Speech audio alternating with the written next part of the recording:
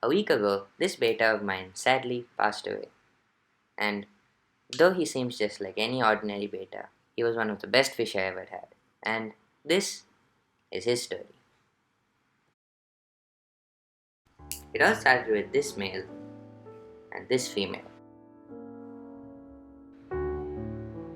After many failed attempts at breeding betas, I was finally successful, and this male, after depositing his female's eggs in this bubble nest, was caring for his fry.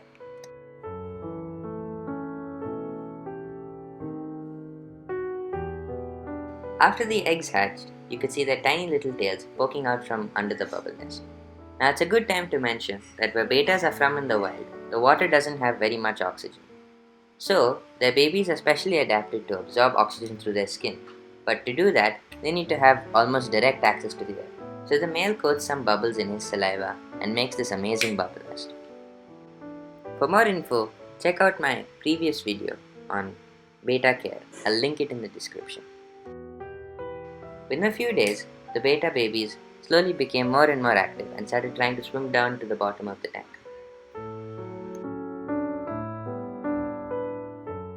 And it's a good time to note that these guys are ridiculously tiny compared to their dad.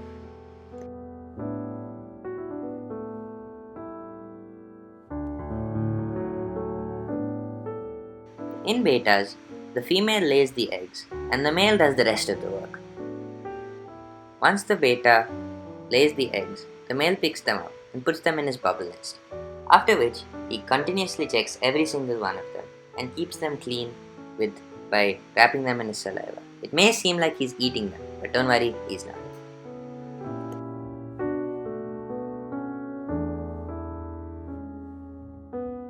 Now, these tiny little baby betas don't have fully developed gills yet, so they need to stay as close to the surface as possible, which is what their dad takes care of, even though these guys are quite naughty. As you can see here, they're trying to get down and start swimming, which is a good thing, but their dad doesn't like it.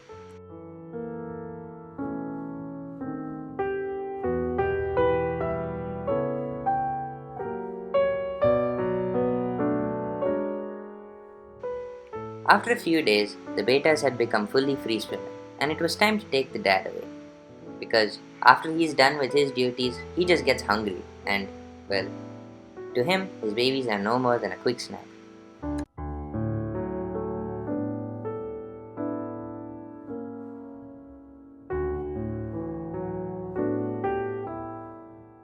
Since they have no longer had their embryo sacs to get food off of, it was time to feed them with some brine shrimp.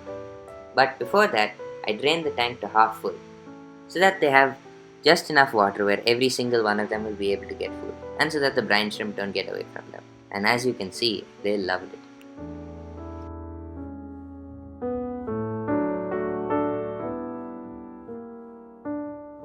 Over the next few months, they slowly got bigger and bigger, and I moved on from feeding them just brine shrimp to a whole host of things like bloodworms and just some regular fish food because they were big enough to eat that now.